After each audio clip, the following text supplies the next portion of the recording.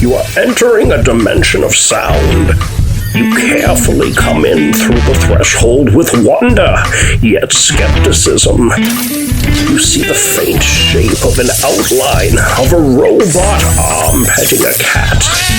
You faintly hear the haunting sounds of a man playing a tambourine. The sound augments into two men playing with a soundboard. You're listening to Canary Cry News Talk. Stay a while and listen. And now, where Nephilim news meets biblical views, you'll find broken memes and shattered dreams. Give it up for Basil and Gons. You're listening to Canary Cry News Talk. Today is March 30th, 2020, episode 183, and this week, fake like the sun and CTRL+ALT+delete your memories. My name is Basil. And this is Gons. Welcome to the live streamed podcast. That's right, we're still going live. doing it. Yeah, we're trying to do it. Employees. Yeah, we're making it happen. And you know what? I don't like that title. Fake like the sun. Okay. It's not a good title. Sorry. Yeah. I know, I did a quick revision. There's so many people who are upset about my googly eyes. I figured I got to do something to upset the cart on your side there too. It's amazing. Always. So many people, they're like, I can't see his eyes. He must be a shill. If I was a shill, I'd have a CGI face.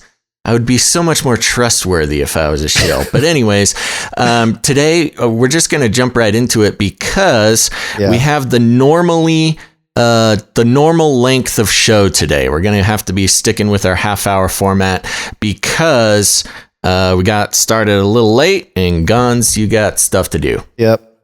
Other virtual things going on. Other virtual things. So many virtual things. I know. And so to jump right into it, Gons, are you ready for the Flippy Update? Flippy Update. Do you want fries with that? That's right. Flippy Update. For those who don't know, we make a big point of tracking specifically robot arms. Our good friend Flippy, who flips burgers and is now going to be scanning your face to let you into buildings. But generally just the robot overlords who are taking our jobs, enslaving our children, and flirting with our spouses. And today, I'm going to bring back a little bit of an old segment, Gons, and that's the Roomba Update. Right. You have a Roomba that you've been using to clean the floor and suck up cat hairs and stuff. Again, Yeah. Again, how's for that going? research purposes only. Research purposes so we need to hear only. a report. I'm here to sacrifice for the good of the people, to help you know how the robots are going to take over your life. I now have 3 Roombas, Gons. I have 3 Roombas, and I have them all wake up at 8 in the morning to vacuum my quarantine cell. Okay. And the problem is, and I don't know, I got to put everybody on high alert because 3 days ago, a Roomba went full on missing. I cannot find him in the house. I cannot find him outside the house. I think he got tired of quarantining. I think he escaped. That's just Roomba'd out into a field somewhere. That's happened to my cats growing up. I had a cat that ran away and then came back pregnant. So hopefully your Roomba doesn't come back with like an army of baby Roombas that all want to creepily clean your floors. Yeah, I don't know. Okay. Let's get right into it here. You can't take the CRISPR. You can't take the Cas9. And the first story that I want to jump into, I think, is let me get this out of the way. All right. International Business Times. Scientists delete fearful memories of rats. Raises ethical questions. Yeah. And I think we talked about a long time ago, we reported on how they were able to implant certain memories in rats, I think. So this is kind of a different type of thing where they're directly attacking a certain type of emotion here. But It says some often wonder if they could erase bad memories of troubled past, while some say troubled makes one stronger. However, science can delete memories now. Yay. Researchers have deleted fearful memories of rats using CRISPR gene editing technology. China's Peking University researchers published a paper in Science Advances that used the gene editing tool CRISPR-Cas9 to specifically remove only fearful memories from a rat. This would be helpful in treating chronic pathological diseases. Rats were trained for 3 weeks and were conditioned to react in fear. All right, condition them to react in fear, already happening to the human population at large.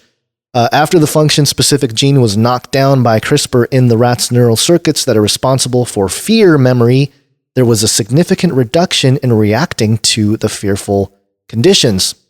Negative emotions are part of memory too, and could become a burden when such things can't be forgotten, further causing pathological diseases like post-traumatic stress syndrome, said Yi Ming, co-author of the paper, said to ECNS. Chronic pain and stress and drug addiction, among others, belong to a class of pathological memories that are long-standing and difficult to be cleared from memory, especially when hard to know the exact mechanism to provide efficient treatment, he said. And then he gets into some of the ethical issues here, which are obvious. People have a problem with this. That would make sense. If this becomes a reality, it could take us to some ethical issues too. We are what our memories are. When some are deleted, it could fundamentally change who we are. For instance, pain can make us stronger to face challenges. As a saying goes, failures are the stepping stones to success. When some bitter memories are deleted in us, what would happen to the strength such memories have brought in us? Our relations are a result of our characters, and our characters are changed by deleting memories. How would relations stand? This kind of reminds me of the movie Memento. Did you ever see that movie, Basil? Yeah. How the memories are all backwards, and the guy's trying to figure out what's going on. And I remember watching it and being very confused the first time. Yeah, and of course, like the infamous Eternal Sunshine of a Spotless Mind. Yep, that's the other one. Deleting memories. Yeah.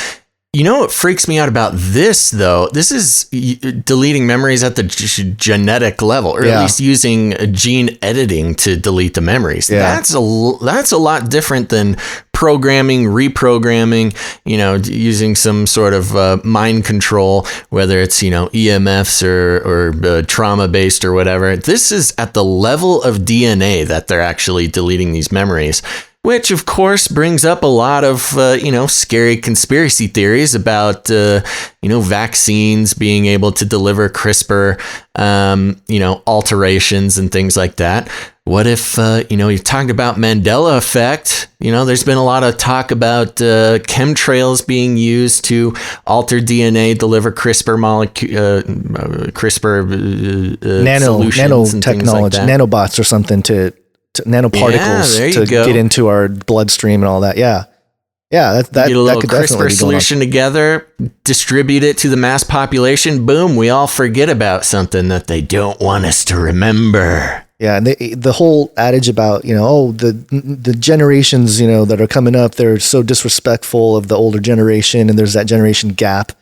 That's becoming programmed. It's part of the programming now. I mean, at a genetic level, that is pretty creepy. That it's bypassing or enhancing itself with all the, stuff they can do through media and everything else. That side of control psychologically, now they're getting into the genetics.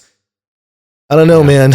Which it brings up a good point because, we often talk a lot about, a lot of different types of mind control, whether it's television programming or trauma-based mass mind control or chemical-based sedatives, things like that. And a lot of times, people, there's a lot of different camps. People would be like, no, the whole fluoride thing, that's just one thing. But then the EMFs and the 5G that's where the real, it's a whole system, and this is just another stepping stone on the path of the entire system being geared towards controlling the population, which shouldn't surprise any of our listeners.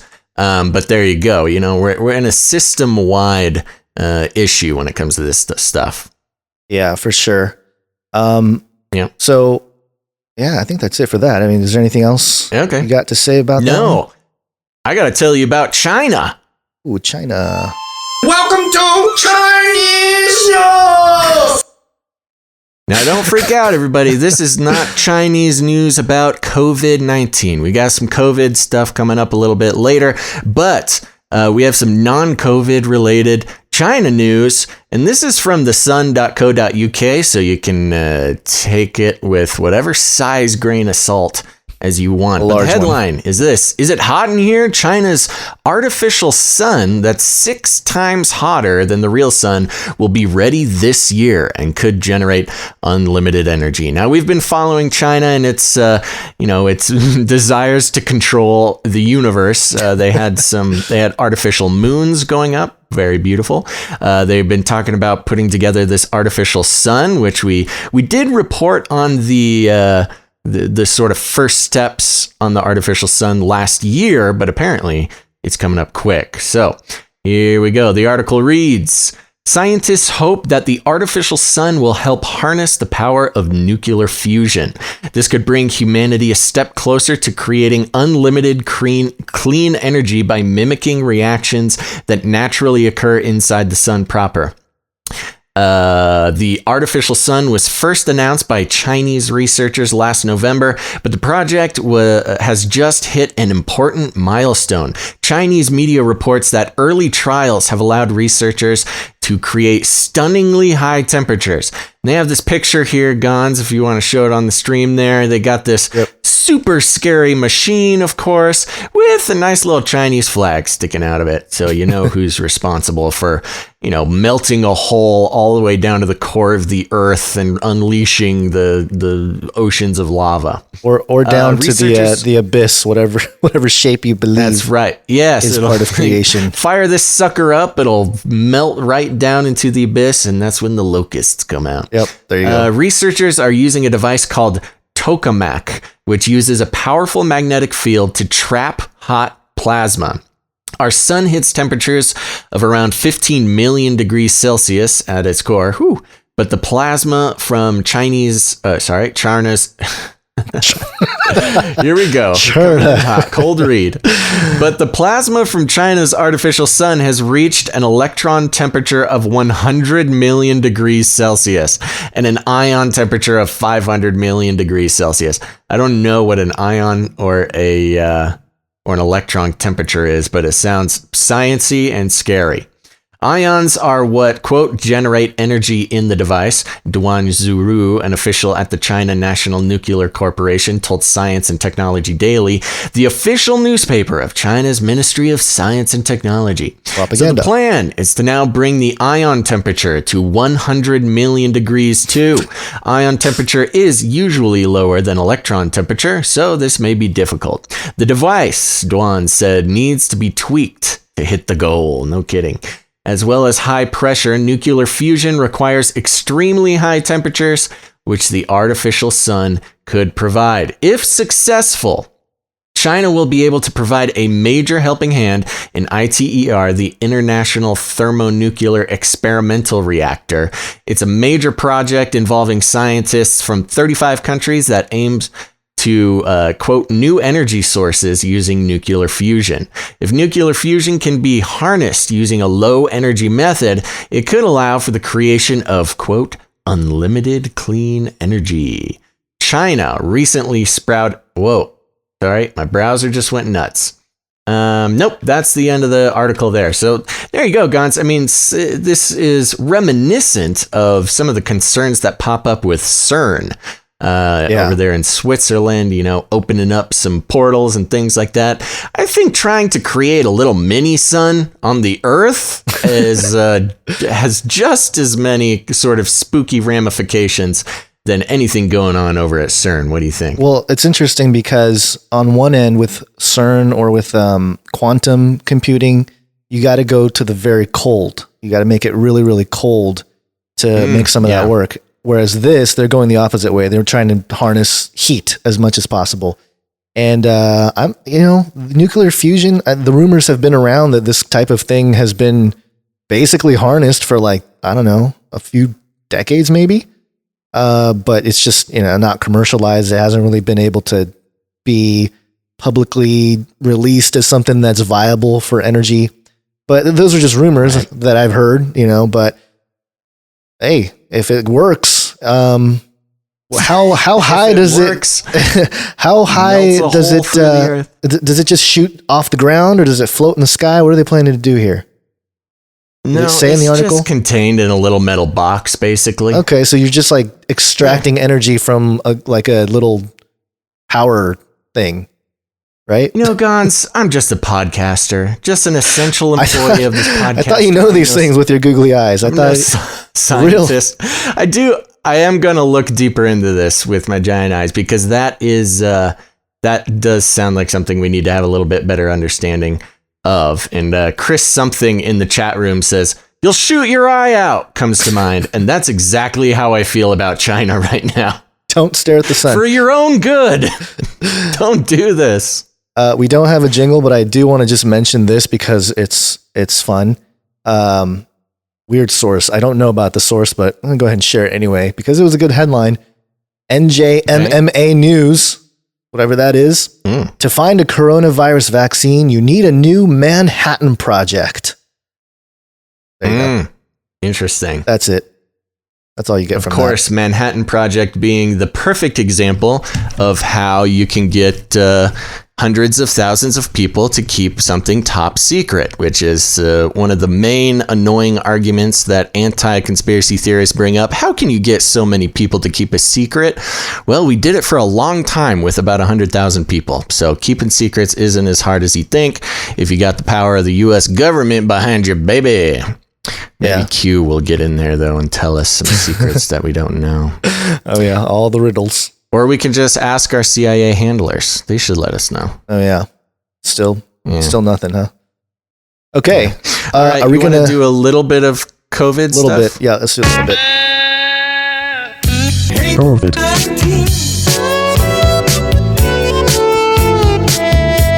I love that. COVID. Yeah. This is a journal that was published back on November 15th of 2008. Exploration of the effectiveness of social distancing on respiratory pathogen transmission implicates environmental contributions. And that phrase, social distancing, has been one of interest. I know Adam Curry over at No Agenda was very upset about that phrasing, saying that it's a psychological mind control trick, basically. And I tend to agree too. Totally. Yeah. Because it's not social. So it's physical distancing, not social distancing. But anyway, go ahead. That's right. If you aren't listening to No Agenda podcast, you should do that. Adam Curry brought up a great point about the term social distancing being neurolinguistically problematic, because what we're doing is not social distancing. We're physically distancing. We are practicing physical distancing. Social distancing would mean, go over there, be alone, yourself up, and you're not talking to anybody. You're not trusting anybody. We should not be social distancing. We should be physically distancing. So I don't know. I don't know about you, Basil, but everywhere I go now outside, people are wearing something over their face, whether it's a mask or just a towel. Like people, it's like starting to look pretty apocalyptic out here, just driving around and stuff. I'm loving all the videos of people, making their makeshift masks. I saw a picture of a guy who had an orange peel strapped on his face. Right. Lots I saw that one. With plastic bags over their heads. Yeah. Now you know who to really socially distance from. You can physically distance from everybody, but socially distance from the people with plastic bags over their heads. You do not need to be socializing with those people. As if giant VR googly eyes are any better. Yeah, I've gotten my own social distancing going on here. Yeah, are you going to do this next one here? This hospital exec. You ready for the next one? Yep. Okay, so we're going over to theguardian.com. Astrophysicist gets magnet stuck up nose while inventing coronavirus device. I love this. An Australian astrophysicist has been admitted to hospital after getting 4 magnets stuck up his nose in an attempt to invent a device that stops people touching their faces during the coronavirus outbreak. Dr. Daniel Reardon, the hero we deserve, Dr. Daniel Reardon. A research fellow at Melbourne University was building a necklace that sounds an alarm on facial contact when the mishap occurred on Thursday night. The 27-year-old astrophysicist who studies pulsars and gravitational waves said he was trying to liven up the boredom of self-isolation with the 4 powerful neodymium magnets. I have some electronic equipment, but really no experience or expertise in building circuits or things, he told The Guardian Australia. Quote, I had a part that detects magnetic fields. I thought if I built a circuit that would detect the magnetic field and we wore magnets on our wrists, then it would set off an alarm if you brought it too close to your face. A bit of boredom in isolation made me think of that. Sounds smart, plausible. actually. Sounds plausible, like but idea. I don't know that it's, obviously had issues. However, the academic realized the electronic part he did the opposite and would only complete a circuit when there was no magnetic field present. I accidentally invented a necklace that buzzes continuously unless you move your hand close to your face. After scrapping that idea, I was still a bit bored playing with the magnets. It's the same logic as clipping pegs to your ears. I clipped them to my earlobes and then clipped them to my nostrils. And things went downhill pretty quickly when I clipped the magnets to my other nostril. Oh, man. Reardon said he placed the 2 magnets inside his nostrils and the 2 on the outside and then moved the magnets from the inside of his nose to the inside stuck together. Unfortunately, the researcher then attempted to use his remaining magnets to remove them. I'm just going to keep going because this is funny. At this point, my partner who works at the hospital was laughing at me. He said, I was trying to pull them out, but there's a ridge at the bottom of my nose you can't get past. After struggling for 20 minutes, I decided to Google the problem and found an article about an 11-year-old boy who had the same problem. Wow, you really can find everything on the internet. Yes, science. He's doing science at the same level of an 11-year-old boy and got into the same problem as that 11-year-old boy. The solution in that was more magnets. Sorry. Wow. This is hard. To put on the outside to offset the pull from the ones inside. As I was pulling downwards to try to remove the magnets, they clipped onto each other and I lost my grip. And those 2 magnets ended up in my left nostril while the other one was in my right. And at this point, I ran out of magnets. Before attending the hospital, Reardon attempted to use pliers to pull them out, but they became magnetized. The magnets inside his nose. Wow. Every time I brought the pliers close to my nose, my entire nose would shift toward the pliers, and then the pliers would stick to the magnet, he said. It was a little bit painful at this point.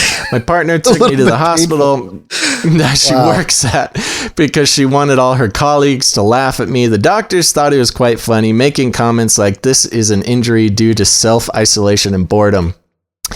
Oh, man. The article goes on. It's quite long, but there you go. So, necessity is the mother of invention. He was really trying to do something great for us all, and he paid the price.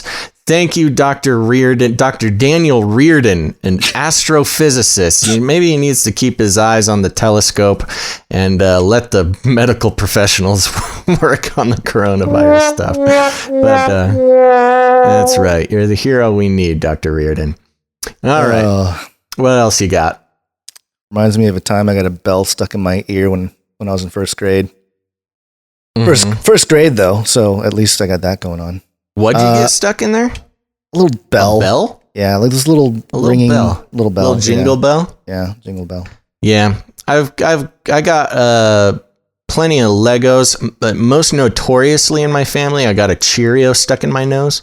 That wasn't fun. But no, some super powerful neodymium magnets I would not want stuck up there. Yeah. Okay. Are we going to try to do this mega church one? Let's do it quickly. And I think we're pretty much out of time here. But this is Fox 13 News. Tampa mega church pastor arrested after leading packed service despite safer at home orders. Haven't heard that phrasing necessarily. The pastor of a Tampa megachurch is facing charges after refusing to close its doors despite a safer at home order in effect in Hillsborough County meant to stop the spread of COVID-19. The sheriff says up to 500 people were in attendance at Pastor Rodney Howard Brown's Sunday service. Sheriff Chad Chronister and State Attorney Andrew Warren on Monday announced that an arrest warrant had been issued for Pastor Howard Brown. He faces misdemeanor charges of unlawful assembly in violation of public health emergency order. Goes on here, quote, they have access to technology allowing them to live stream their services over the internet and broadcast to their 400 members from the safety of their own homes, but instead they chose to gather at church, Chronister said during the press conference. I don't know, I'm just picturing it's just such a weird situation we're in now where gathering together is not allowed to the point where this guy is just so upset that the church members got together. Yeah. And I understand, but it's just kind of interesting. There's a couple of sides to this. Of course, there's people out there who are upset that any churches are obeying the orders to not meet and moving on to Facebook. Regardless of what your thoughts are on that, I don't know the facts of where was this? Florida, yeah. In Florida, right? I don't know if they officially pulled permits or whatever, but it sounded like this guy what is it called? Arrest warrant. So I mean that's still so pretty big deal. He broke some sort of law, whether it's I'm sure it could have been a permit thing. They could have got their permit pulled and still meeting, and he still met, and then Oh, there you go. So I mean, there you go. I mean, he knew what he was doing. I'm sure he knew that there was a possibility he'd get busted. And, I'm sure he knew that it would make him sort of a hero to people who think certain segment. The whole church. Yeah. So there you go. But, good for him. Somebody had to do it. His mugshot doesn't look great. No, not great. Smiled in his mugshot, Yeah. Well, yeah. I don't know. I don't know what would you do? Him. Would you smile? Picture him. I know. I'm Rodney looking at Howard it. Brown. He's quite the famous guy, huh? Apparently. Cool. So there you have it. You know what? I think this was a media stunt, a good one, and one that we needed. But I think he knew this was going to happen. So you think it was part of trying to take one for the team, for the church kind of deal? Like, hey, someone's got to step up for the team. And I can make my name. And I don't say that to put him down. I think he took one for the team. I think he knew this was going to happen, and I think he made a good point. Cool. Yeah. You're right that someone had to do it. So someone had to actually take the hit. You're right. I kind of agree with that. So let's wrap this up with Nephilim update. Nephilim update. Okay. Nephilim update. Nephilim update. Sorry, I stepped over real your point. quick. Sorry. No, it's my bad. I was going to try to slip something in here real quick. I had this sent to me by one of our wonderful producers, Lynn. This was an article. Remember the whole hydroxychloroquine thing, where there was some anecdotal evidence that was going to work, and then Trump said it, and then everybody got super mad at Trump for saying it because it wasn't approved by the FDA. Yes. And I remember some guy drank fish tank cleaner, but then the headline said Trump said it and blah blah blah. Yeah, the whole deal. Yeah, I remember. Anyways, yes. FDA, the FDA went ahead and approved hydroxychloroquine. So good. That's going to be. But still, don't drink fish cleaner. 3 days. 3 days later, they take it all back. Of course, that doesn't make people not mad at the president, but there you go. Hydroxychloroquine is going to be tested live in hospitals in New York, and it's been approved by the FDA. So there we go. Fantastic. Okay, Nephilim update. I'm going to get a clean intro in here. Nephilim update. Nephilim update. Nephilim update. This is just a little note that I found. It just mentioned the Nephilim because, of course, Eden Prime from Darksiders Genesis has Nephilim characters in there. So it says that there's some things here that are interesting about the Nephilim in terms of what they do here. And I'm just going to read it because, you get to... We might want to think about playing this battle just to kind of check it out to see what's going on with it and see how they're really getting people to get into the Nephilim and all that. But here it says, Astarte will summon a Nephilim. This is a slow-moving armored warrior with only basic slow melee attacks. They do have a ranged attack, but it's slow and doesn't have great range, and they don't use it often. The Nephilim have a lot of HP, but are not typically very dangerous. And there will be 6 Nephilim before the fight is over, and there's a side mission of finishing all 6 Nephilim with execution attacks. You know what? I had like a better part of this highlighted, but I can't find it now, and I'm running out of time, but in any case, basically, they have like Nephilim stuff going on. Oh, here we go. Use the an execution on every Nephilim resurrected by Astarte. So apparently you can like resurrect Nephilim in this game. That sounds so fun. Maybe something to check out in terms of that, especially that Twitch feed. We might want to do something there specifically. Eden, Darksiders Genesis, Eden Prime. Okay, Prime. I'll check it out. Yep, there you go. Okay, are you good? We got to get you out of here. I know. I got to. All right, everybody. Yeah.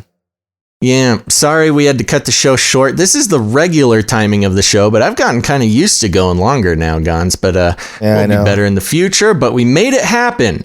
And here's the thing, folks. If you're out there and you got friends and family who are not paying attention to the vital updates going on here at Canary Cry News Talk, you need to grab them by the cage and shake it. Stop this progress before it is too late! I want to shake things up, stir up some controversy, rattle a few cages. Hey, stop that! You'll never silence me. I'm the last angry man, a crusader for the little guy. Leave the bird alone! Never! Rattle a few cages. Rattle a few cages. I tried to tell you, but nobody wanted to listen. That's right, folks. And remember, you can head over to patreon.com/CCNT to get all sorts of fun rewards and support your essential employees over here at Canary Cry News Talk. Here's the thing, folks. We do not believe in selling your attention to corporate interests for our own personal gain. The podcast will always be free and we'll never do ads, even though we've gotten many chances. Many offers, which sound pretty good at this point. But thanks to our listeners who believe in the value for value model, when they get value out of the show, they return value. And that's the only way. That's the economy we're moving into, folks. In the economy to come, you're going to just have to, if you believe in something, you're going to have to support it. And now's your chance. You can head to patreon.com/CCNT and it'll give Gons and I the warm and fuzzies and help us through this difficult time. So we really do appreciate that. Also, remember, head over to canarycry.community. It is our off Facebook. We are free from the lizard people. Canarycry.community is our little social network you can join. You got to make an account, join up. All sorts of Canarians just like you, talking about everything that we talk about here and more, and getting together, praying for each other. Some people are even meeting in real life, which is the next step. Illegal here. Oh yeah, it's illegal. Illegal already. Oh, yeah, as long as it's in small groups, Canarians should be getting together. Okay, that's it. Gons, any last words? I think that's it. Thank you everybody for tuning in, and thank you in the chat, everybody in there. It looked like people were pretty nice in there today, so. People are nice. Yeah. Thank you, everybody, for being nice today. This is great. This is why, maybe it's a product of us doing a shorter show. They don't get restless and mean. They don't get so upset at your googly eyes. Also, remember this. If you're watching live right now, go to any podcast player and search Canary Cry News Talk and subscribe, because we put these out on audio. We've been doing it for years and years and years. There's plenty of stuff for you to listen to. Search Canary Cry News Talk and subscribe. Make sure to leave a rating and a review. It really tells those iTunes artificial intelligence robots to share the show with other people, and that's very important, especially in these times. Thank you to the people on Twitch. We actually have somebody on Periscope too. That's amazing. You guys are the best. We will be back on Wednesday and Friday of this week, so make sure to tune in all over the internet. And thanks for listening to this episode of Canary Cry News Talk, and make sure to tune in next time on Wednesday. But until then, think outside the cage.